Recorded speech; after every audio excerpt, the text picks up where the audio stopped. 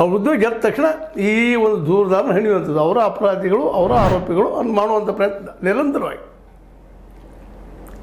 ನಾವು ಯಾಕೆ ಮತ್ತೊಮ್ಮೆ ಚರ್ಚೆ ಮಾಡ್ತಾ ಇದ್ದೀವಿ ಅಂದ್ರೆ ಕೊನೆಗೆ ಬಂದು SITಯಿಂದ ಏನೋ ಒಂದು ಒಳ್ಳೇದು ಬರಬಹುದು ಅಂತ ಆರಂಭದಲ್ಲಿ ಯಾರೂ ಒಂದಿಷ್ಟು ಸಂಶಯಗಳು ಬಂದರೂ ಸಹಿತ ಯಾರು ಅವರು ವಿರೋಧವಾಗಿ ಮಾತಾಡಲಿಲ್ಲ. ಅದು ಕೊನೆಗೆ ಬಂದು ಎಲ್ಲಿ ಇತ್ತಪ್ಪ ಅಂದರೆ ಚೆನ್ನೈನ ಆರೋಪಿ ಮಾಡುವಲ್ಲಿ, ಅಪರಾಧಿ ಮಾಡುವಲ್ಲಿ ಅವನು ಹೊಡೆದ್ರು ಬಡಿದ್ರು ಮತ್ತೇನು ಮಾಡಿದ್ರು ಅಂಜಿಸಿದ್ರು.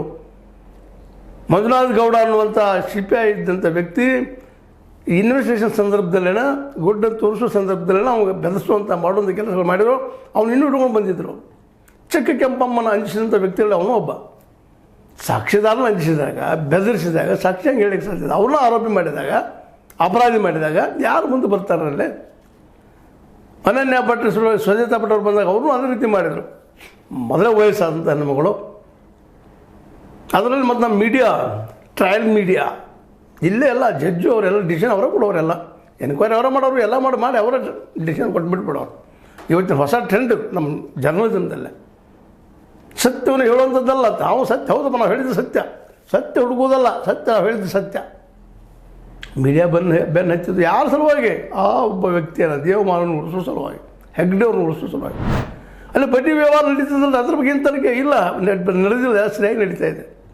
ಎಷ್ಟೋ ಜನ ಅನ್ಯಾಯಕ್ಕೊಳಗಿದ್ದು ರೆಕಾರ್ಡ್ಸ್ ಇದ್ದಾವೆ.